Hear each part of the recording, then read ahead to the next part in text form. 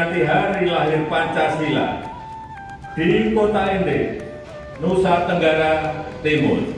Di kota yang sangat bersejarah ini, Bung Karno, proklamator kemerdekaan, Bapak pendiri bangsa, merenungkan dan merumuskan Pancasila.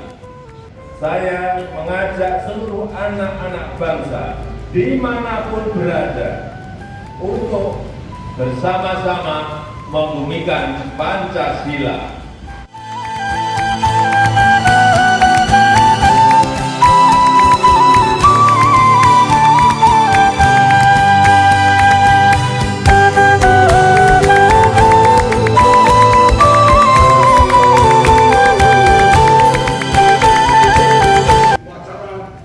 Dilaksanakan. Laporan selesai. Terima kasih, bubarkan. Bubarkan.